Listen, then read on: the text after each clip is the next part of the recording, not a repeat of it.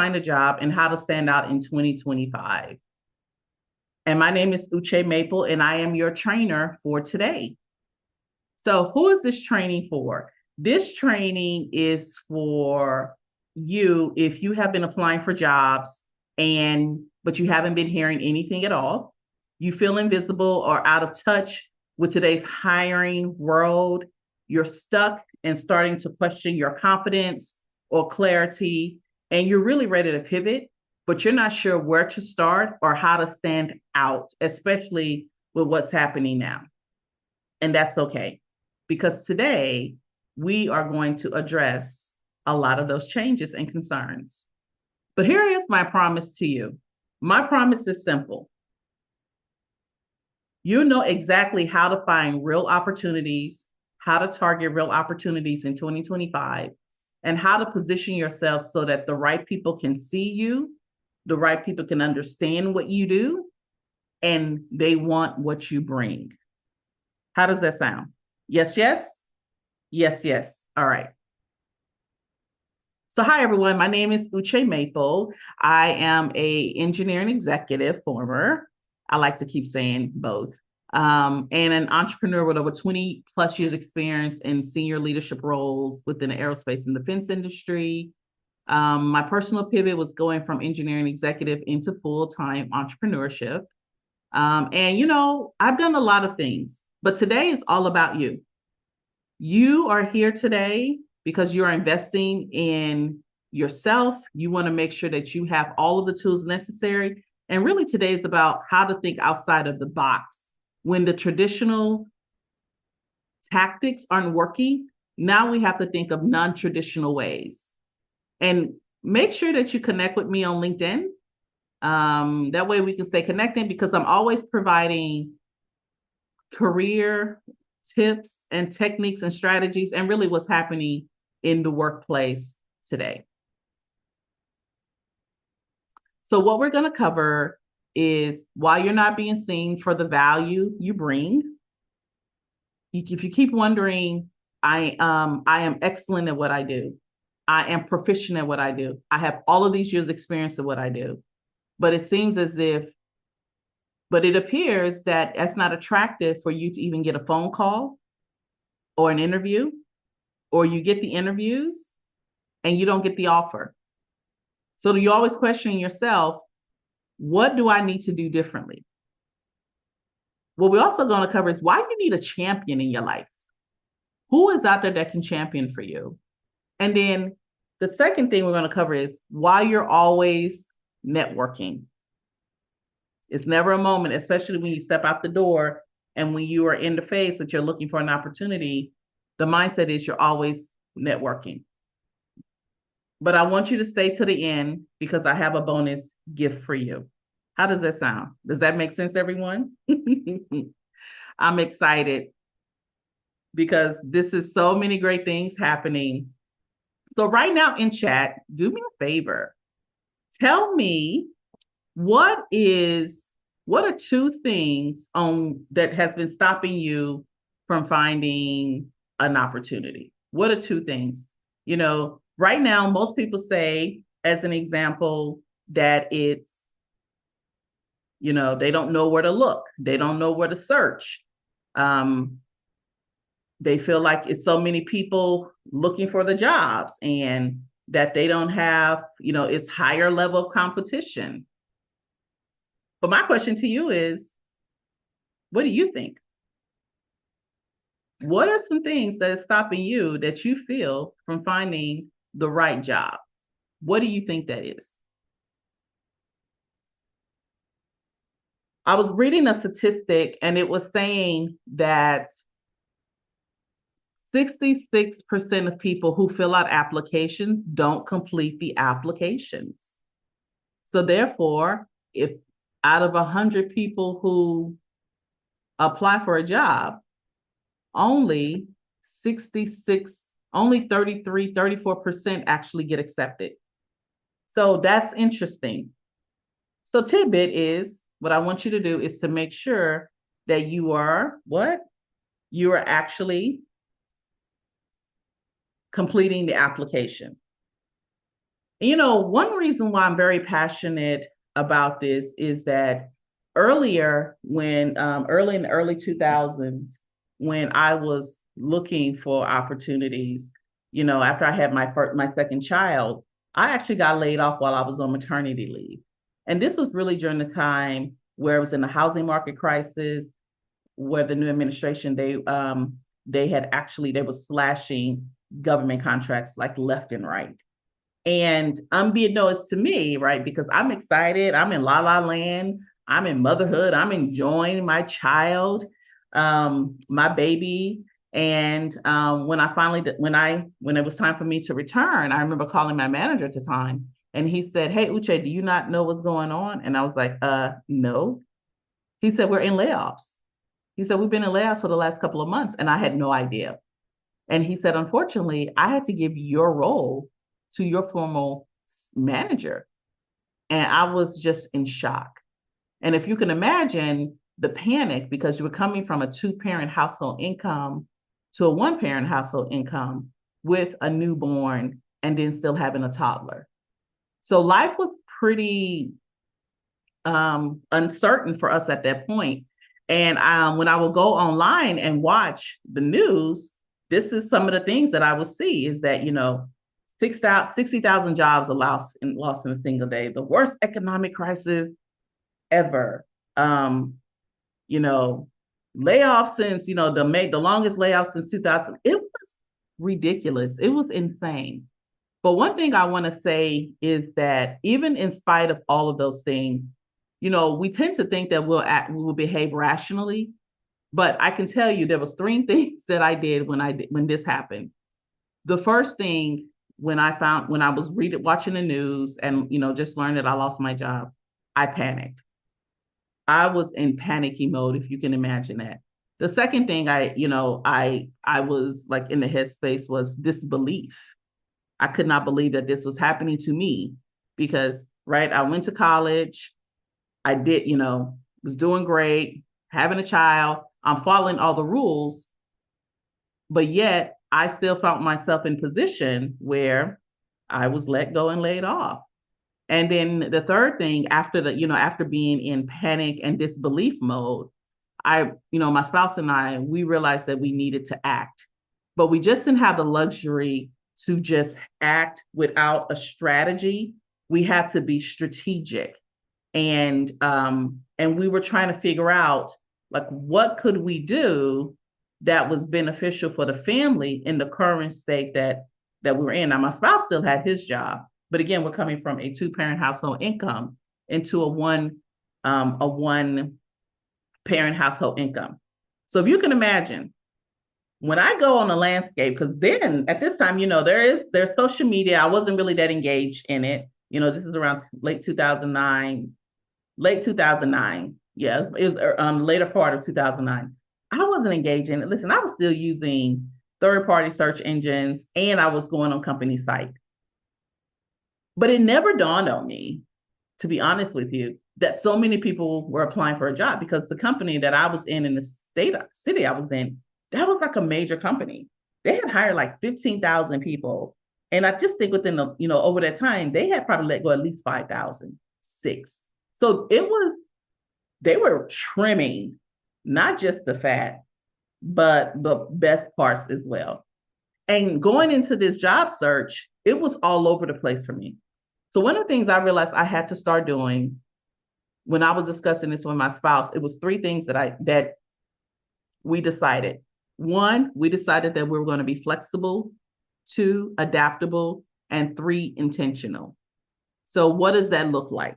Well, being flexible was us identifying 5 states that we wouldn't mind relocating to. We had an idea because we had been there in that current state that we were in for about 10 years already. So we were like, okay, what are 5 states that we wouldn't mind relocating to? So that was our flexibility. The adaptability was what type of jobs are we going to look at? At that time, I had not ever been a contractor. So I was embracing contract work if I couldn't get permanent employment. And then the third thing in terms of being intentional was I was only applying for one role, which was a systems engineering role, and I identified 5 target companies within those states that I was looking at. That was it. I didn't have a lot of different resumes. There was no such thing as, this is the time to go venture out and probably go try project management. No. This is the role. These are the companies within these states, and that's your primary job. And I can say that, it took about 6 months where I was traveling a lot. I had certain days where I traveled and did interviews. And also, too, I will go to strategic job fairs where those companies were at. I spent my own money, yes, because that's where the hiring managers and recruiters were.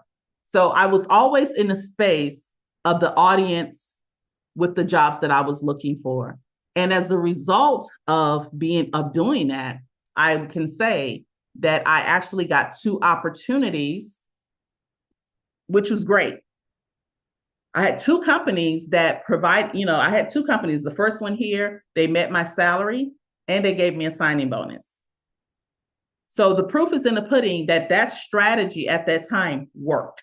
And the second one was the contractor role, actually. And what's interesting about this was that as a contractor, I did such a great job that the company that I was on contract for hired me permanently, and they brought my husband in as well. So in the midst of all the chaos, all the trials, all the tribulations, there was always a ram in the bush. And we're very fortunate that we were able to do that. So the lesson here is that even though it may seem like everything is chaotic, your number one goal is to continue to have faith and continue to persevere. Because your perseverance will outlast someone else who has decided to give up. And a couple of things that in today's environment, it is even more important to have that perseverance. But it's also important to remove these false beliefs that we have given ourselves. So the first false belief that we have been taught may sound logical, but here's the truth. These beliefs were built for a job market that no longer exists. The rules have changed, but no one has updated your playbook. So that's why today I'm going to give you the new rules, the real one, and show you how to take back control of your job search. So false belief number 1, if I continue to apply to enough jobs, something will stick. That doesn't work in 2025. First and foremost, those third-party job boards are overcrowded. The ATS tracking system has now new algorithms in there that once the employer, if they're getting 900 resumes, you best believe that they have the filtering systems and they have put so many things on there that out of that 900, their goal is probably just to get down to 2025. So you have to pay attention to what you're applying for. And that if your resume is generic, it's not going to get past the first screening, which is why apply to enough jobs, something will stick is a false belief. And what happens to your overall self-being? You start to feel discouraged. You start to lose confidence. And then, you're applying for stuff hoping that it will land. The reality is, it's not about applying more. It's about applying with intention. And that's the goal here. So that's the first false belief we have to remove from our mindset because it is not true. The second one is that you have been taught that your resume is the most important part of your job search. That's false. Do you know why we need resumes? It's to upload when you apply for a job, yes? However, they also look at your LinkedIn profile. And if you don't have a LinkedIn profile right now, you're setting yourself up. Resumes are skimmed through. They look at it within the first. When I was a hiring manager, it took me 3 to 6 seconds maybe I say 10, I'll give myself 30 seconds, but I'm looking for keywords. And if you don't have a strong position, even your resume is not going to stand out more than anyone else. I'm glossing over it. And hiring managers and recruiters are looking at your online presence. They're trying to see what have you communicated. Now, when I say online presence, that just doesn't mean LinkedIn. Are you writing technical papers that have been published with associations that you're with? Are you doing speaking? Do you do technical presentations? Do you do speaking engagements? Are you on panel? Are people requesting you for you to be part of a larger research? That's the type of stuff they're looking at. Because here's the reality. By thinking that your resume is the most important part of your job search, you spend hours perfecting a document that constantly is going to keep getting changed. Your applications still go unnoticed, and you start second guessing your value and your experience. What ends up happening is that the internal belief system begins to become diminished because we put our worth into receiving and getting a yes, right? And when we don't get that, we automatically, by default, think there's something wrong with us, and it's not. It's just the current times. A resume doesn't speak for you, your positioning does. And when I talk about positioning, meaning what value do you bring to the company? What I want you to do is, if you're on here for the first time, go to, and I'll put it in chat, on my LinkedIn on my YouTube, I talk about what positioning is on the video I did for June 9th. And that way you can understand what I'm talking about. But positioning means, what is your value? What are you known for? And one way for people to know what you're known for is by going to LinkedIn and hooking up your LinkedIn profile. The third belief that we have to remove is that LinkedIn is just a digital resume. It is not. What's the point of putting what's on your resume back into LinkedIn? It's a duplicate, right? It doesn't make any sense. So LinkedIn is no longer optional. It's where most recruiters and hiring managers go first. You have to treat your LinkedIn like a living document and not a resume. You also have to optimize your summary and your feature. Your activity and profile and positioning is more important now than ever. And the reality is, it's a visibility engine. It's not a static page. Not at all. It is not a static page at all. And what happens when you believe that LinkedIn is just a digital resume? You have a profile but no engagement. You rely solely on applying instead of attracting opportunities. So you're going back to, I'm just going to apply, I'm just going to apply. And you feel like you're applying to an empty space because no one else is responding. Here's what's happening right now. Because hiring managers are getting so many applications that may be a real person, that are sometimes spam, they now have to go do extra work. And one way they are doing this is by going to LinkedIn and searching for people who are saying that they are looking for a job. So you have to see, how can I optimize my LinkedIn profile so that I am the person of choice? And that goes back to your positioning. LinkedIn is just, and let me say this, LinkedIn is not the all-inclusive everything, and this is it, right? It is just another avenue. Just like applying for a job is another avenue. What we're going to talk about next is how we are layering so that we have different avenues to gain visibility, and so that others who we want to see our positioning can have access to us.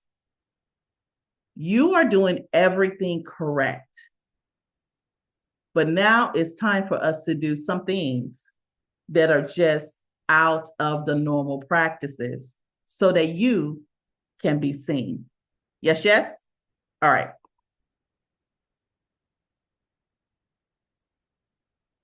So here are 3 ways on how you can stand out in 2025 in your job search.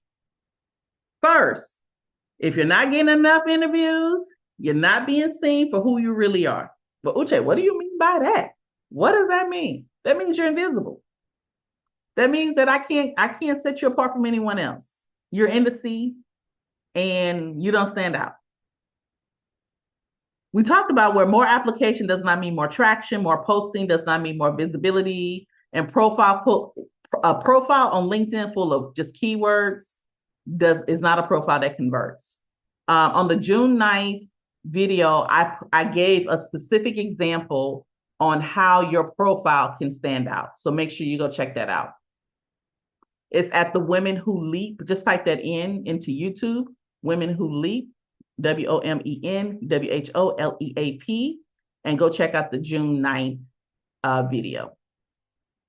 So you're like, well, Uche, what do I need to do? Well, your exposure is the real game. You need to show up where recruiters are. Are you showing up where recruiters are and hiring managers are? You got to get out the house. You're going to have to start going to the networking events, not just the ones that they're having, but the ones where your audience are. You really want to try to find the ones who are doing interviews on site and hirings and job offers on site, but definitely interviewing on site. Those are the ones that you want to go to. And you want to participate in your local networking associations and organizations. So here's the question I want to ask you. And I'm going to put association up that I am a part of real quick. Okay. What association are you a part of? So for me, I'm a part of the Society of Women Engineers, right?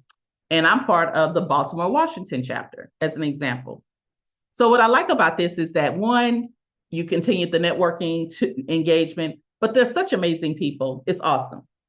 And also, too, when they have events coming up, it's a great way because they're always having networking opportunities.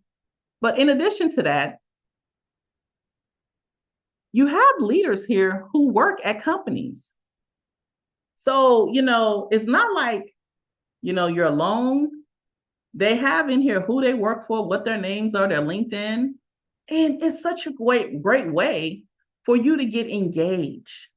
So you just never know who knows someone that can give you an opportunity. And if they don't know, maybe someone they do know. So this is why, are you showing up? Are you part of your organizations? Yes, pay that $100 membership fee for a year so that you can get LinkedIn. You really want to make sure that you are engaged and that you start reaching out, because those local events make a difference. And also, too, you want to create content. So on LinkedIn, you're like, well, Uche, I don't want to do this. I know you don't, but you're going to have to.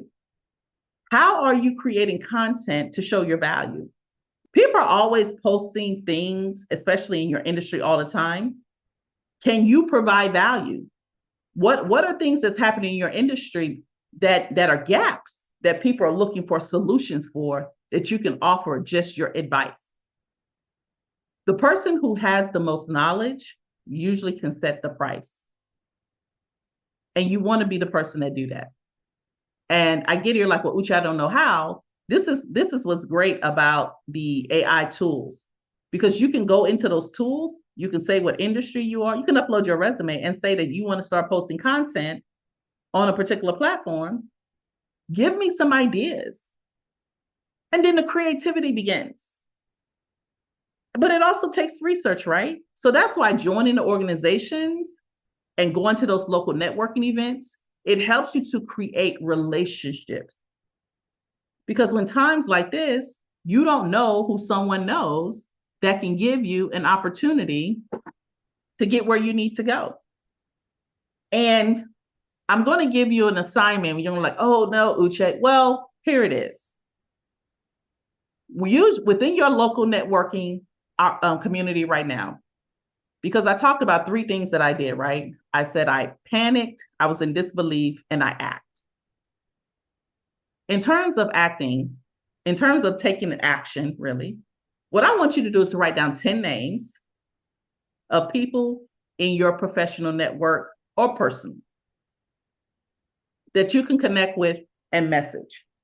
Let them know. If you like, well, Uche, I haven't talked to them since high school. That's okay. Uche, I haven't talked to them since college. That's fine. I haven't talked to them in years. That's okay. And just connect with them. And just say, hey, I'm blah, blah, blah, just wanted to connect with you. And when they respond back, say, hey, if you do know anyone who's in this area, I'm looking for an opportunity. Would love to, just want to connect with you and have, just see how everything is going. Even if they don't have a connection, they may have a connection. So take this action right now. Write down 10 names of 10 people in your professional network that you can connect with and message them and let them know that you're looking for something. You'll be surprised how that will work out for you. It may be an opportunity that you never thought about before. The second thing is, no one can champion you if they don't know what you do. A lot of people don't know what you do. They know you work, they know you go to a 9 to 5, they may hear you complain, but they don't know what you do. And your network champions clarity. When people know what you do, they will be seeking to provide opportunities for you, even if it doesn't make sense. Hey, Blair, I know such and such, they're good at this. Or such and such, I know someone named Blair who may be amazing for this. They do this type of stuff. Check it out. It works. And what I like about connections is that they open doors when people understand who you are and what you solve. We don't think that, even though we're great at our job, what problems are you solving? How are you making your company better? And I know we didn't think about that because you're like, well, I'm just doing this and this, but how are you making it better? Because I guarantee you're saving the money because you're so proficient at what you do. What are you solving? Are you doing streamlined processes? Are you, with your project manager, are the projects under costs? Are you able to create something where you save them 10%? Are you delivering ahead of schedule? Are you finding technical issues that can be used in the future for technology roadmap? What are you solving? And if you're like, well, Uche, I don't know. I help who do what so that they can why, especially in. Again, if you play around with this, but if you're like, well, Uche, I don't even know where to start, get an AI tool, upload your resume, put that in there and say, hey, help me create this statement that shows that how I can provide value. And then when you go post content, when you're commenting on people's page and you're providing value, then you can put, oh yes, and I help blah, blah, blah, blah, blah, blah, blah. Reach out if you want to learn more. It really is that easy. And here's an example I want to show you. When I had left a company and I went to another company, I always keep connections, no matter where I go. Even the company that I worked with 10 years ago, I'm always connected with someone, no matter what. And when I was thinking about coming back, I just said, hey, I think I'm going to come to the company.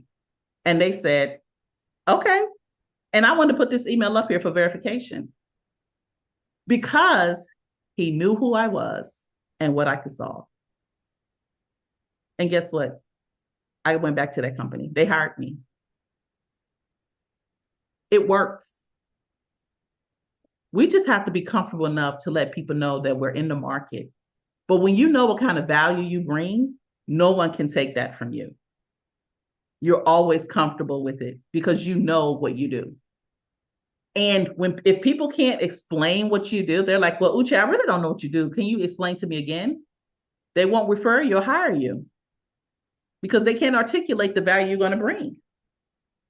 So we just have to be cautious enough. So you're really looking for a champion. When you get in the workplace, we call it sponsorship. But now we're looking for someone to champion to get you hired. They're advocating for you. So what problem are you solving? And who are 3 people that can champion for you? And don't be afraid to ask.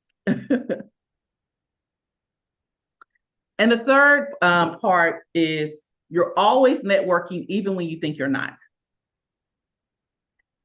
Networking is not just formal, it's everywhere because you don't know who you can meet at the grocery store or your kids' outing events, the church or the gym, right? That's the reality. You don't know where you can meet people. And every interaction is a chance to demonstrate your knowledge, your value, and personality. So here's an example. Yesterday, I went to my son's middle school, and which is interesting. So I was at his school, and I was going there to job shadow the principal because I'm part of this program, and that was one of the benefits. And we're just having good conversation, right? So we're getting to know each other. I'm telling him, he's telling me about, how he became a principal and his history. And I'm telling him about how I became an engineer and, that I recently retired and just just different things and what's happening in the community. And so he's taking me on a tour. And, I'm walking around and I meet one of my son's teacher and she runs up to me and she said, Miss Maple, are you coming here for an interview? Are you here for an interview? I was like, no. What are you talking about? She's like, oh, normally when people are walking around, it's for an interview. I was like, no, I'm just here for job shadowing. Not job shadowing. I'm shadowing the principal on how he does his job. And she's like, oh, okay. So we're still walking around. We're going to the music teacher, going to the band room and everywhere else. And then he's talking to the assistant principal comes up and she says, hi, are you here for the job? And I said, what job? What is happening? And he began to tell me that they had an opportunity available that was in alignment for me as an engineer. And he said, you know what? I'll make it even sweeter. He said, how about if I make it part-time? And I was just in so much shock. But that goes back, you're always you're networking even when you think you're not. And I just said, let me think about it. And he takes me into the lab and it's amazing. I talk to the kids and it's awesome. And when I left, I was like, this is why it's important that you know how to communicate because you never know when an opportunity is there, even in the industry you're not expecting. You're always networking. And the way we network is we get out of our own way. So we have to get out in the community and we have to talk to people because that's where things happen. I heard a story about a young man who in this time he was looking for jobs and he started doing one of the rideshare where he was delivering food. And when he would go to those professional buildings to deliver their food, he will ask, where is HR? So he's delivering food. And then he's like, where's HR? And he's going to the HR building, HR office. And he's like, oh, I'm such and such. Here's my resume and my card in case you guys ever hire me. He was doing that whenever he went to a professional building. And he got interviewed and he ended up getting a job. He ended up getting like 2 or 3 offers. Such outside of the box. And those are things that we have to think about when we're in this place now is how can I stand out? Because the noise is real and it's loud. And you really want that one-to-one interaction. Because I always tell people this, I believe everyone who's on here, once you get that one-to-one interaction, you're going to get the interview. Because you're amazing. You just need for them to see you and to hear the value you bring. Yes, yes? So just to recap, what we talked about is you're not being seen for who you really are because you are, people don't know. You're not making it loud. You're not making it public. And that's why I gave you the action. Identify 10 people in your network, connect with them, and let them know that you're in the market and what you do. Your champion must know the value you bring and the impact you have. They got to know that. And then you're always networking, even when you don't think you are. When you're even going to those Zoom trainings where they're giving you information, you should be networking. In chat, you should be saying, this is what I do. Because even if you're in an environment of people who's looking for jobs, you don't know if they know someone who needs what you have. Oftentimes we think that when people are going to these trainings that they don't know anyone. They know people. It's just that what they're looking for, those people don't have. but you may haven't.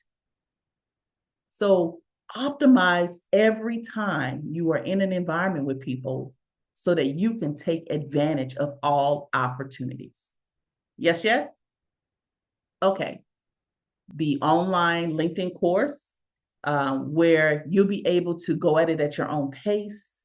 And we'll be having detailed step-by-step on how to optimize and gain visibility with your LinkedIn profile, because that's where recruiters are starting to go. And what's included in the course is we have 3 powerful sessions. We're going to provide a profile makeover checklist and messaging scripts that work. So you'll have, if you're uncomfortable with like, hey, I don't know who to talk to, this is, I'm uncomfortable with this, we'll give you scripts on what to say and how to say it and to whom. So any questions that you may have, definitely scan so that you can get access to the LinkedIn playbook download, and you'll be able to at least have some type of template on what you need to do for your LinkedIn profile. Thank you for joining me. This has been such an amazing experience. Thank you for being patient. And I look forward to talking with you on June 16th, where we'll have it'll be the last training of a 3-video series. And then after that, I'm going to be having a 90-minute registration only LinkedIn deep dive on how to optimize your LinkedIn page with maximum effort and maximum visibility. All right, everyone. I look forward to seeing you, and have a good one. Bye.